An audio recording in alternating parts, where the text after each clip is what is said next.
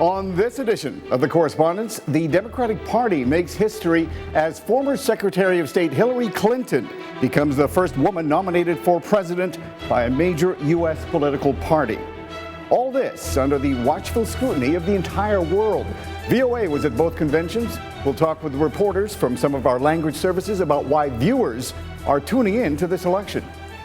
And America the Beautiful. The U.S. Park Service turns 100 years old next month. We'll show you why our national parks are among the country's greatest and most magnificent treasures.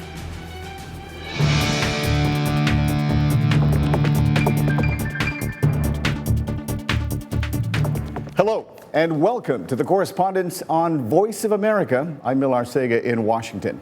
Well, the conventions are over. Thursday night, Democratic presidential candidate Hillary Clinton urged voters not to give in to the politics of fear. She vowed to unite the country and move it forward if elected in November. Clinton formally accepted the Democratic Party's nomination at the party's convention in Philadelphia. VOA national correspondent Jim Malone has more. In a city made famous by America's founding fathers, Hillary Clinton stepped into the spotlight to make some history of her own as the first woman presidential nominee of a major political party. I accept your nomination for President of the United States. In a preview of the tough campaign to come, Clinton took steady aim at the man she'll run against in November, Republican Donald Trump. Imagine him in the Oval Office facing a real crisis. A man you can bait with a tweet is not a man we can trust with nuclear weapons. The focus on the Democratic convention did not keep Republican Donald Trump off the campaign trail. Trump offered himself as an agent of change at a rally in Iowa. We can't go for another 4 years of Obama because that's basically what crooked Hillary Clinton is. And joining us now for the reporter's perspective on these dueling conventions, two of our hardest working reporters. Katherine Gypson joins us on Skype in Philadelphia, and right here in our Washington studio, I'm joined by White House correspondent Saine. Great to have both of you, as always. Katherine, I'm going to start with you because you're in Philadelphia. I think everyone is right that this is going to be a bruising campaign from here until November. Now, Hillary Clinton delivered quite a few blows against her opponent on Thursday. How effective do you think her closing argument was? Well, Mill, this election is really about, for voters, the choice between change and experience. And Thursday night in Philadelphia, Hillary Clinton made the case that if voters want experience, her decades of experience in public policy will make her the right choice for the presidency. Now, what remains to be seen is if voters want change or they want experience. And we've heard a lot of very angry voters and anti-establishment tone in this election. So it really remains to be seen how those arguments in Philadelphia landed. But in that room, it seemed like she had that whole party united, Katherine.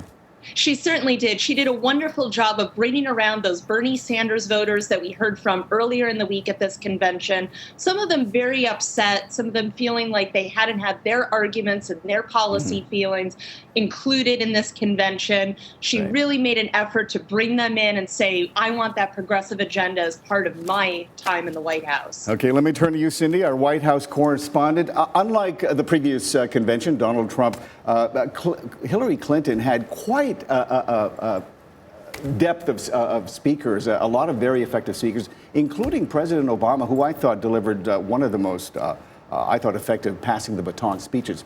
What did you think of the president's speech? Did he deliver just the right way?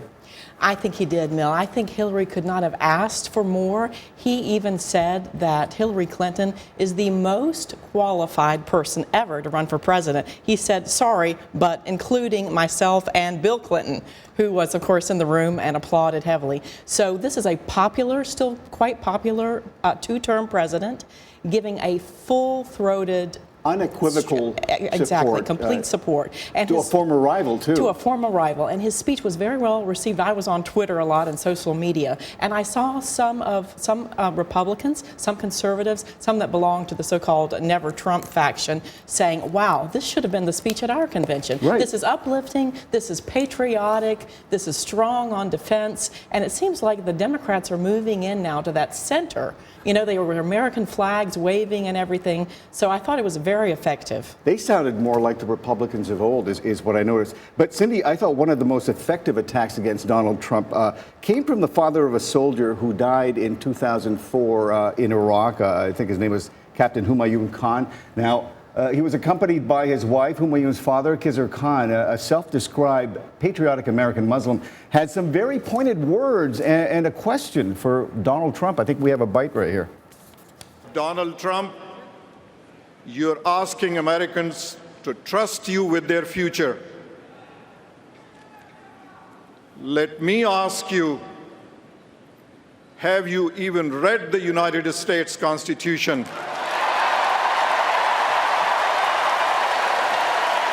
I will gladly lend you my copy. Not a professional speaker, but with that prop, with the book of the Constitution, do you think he hurt Trump? I think he did. I mean, people were just stunned to see it, and the reaction was very positive. And he went on to say, Donald Trump has sacrificed nothing.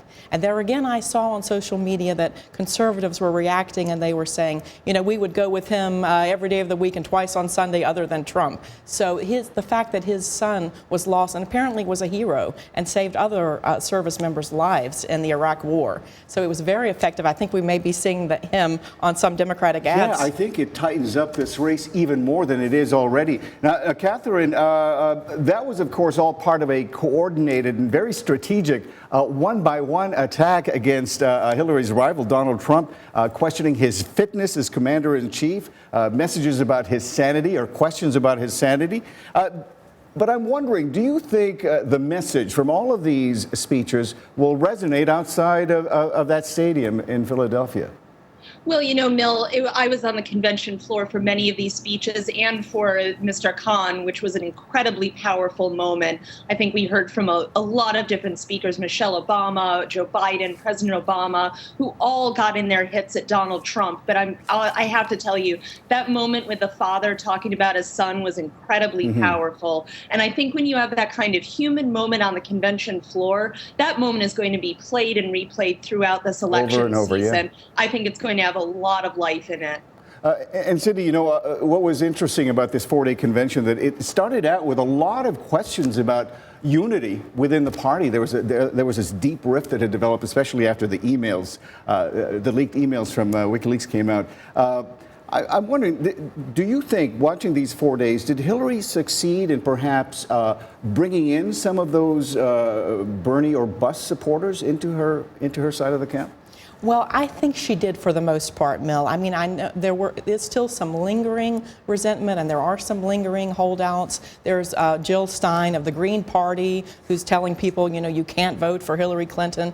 But I feel like overall, at the very beginning, I was quite nervous for the Democrats, because I thought this thing's going to fall apart completely. And there were moments where they had speakers like former Defense Secretary Leon Panetta, who was trying to talk about Donald Trump and you know, disavowing NATO and everything. He ended up getting, so there were some very rough moments, but I think overall it turned out a lot better than some may have expected on Monday. Yeah, no, I thought it beat a lot of our pundits' expectations. Katherine, since you saw both conventions, the RNC and the DNC, what are your observations? How would you compare the tone, the tenor of both of these conventions? Did one prove more effective than another? What do you think?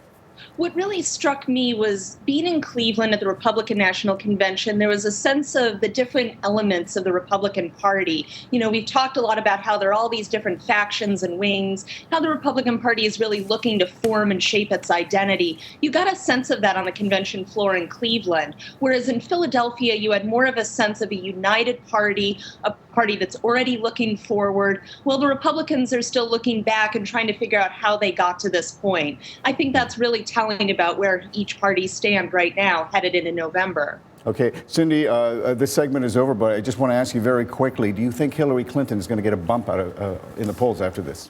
I expect that she will. Okay. Yes. All right, very good. Thank you for your coverage, Katherine and Cindy. It's time right now for a quick break, but when we come back, we continue our conversation on U.S. politics and what it's like to cover these events for a foreign audience. This is The Correspondents on Voice of America.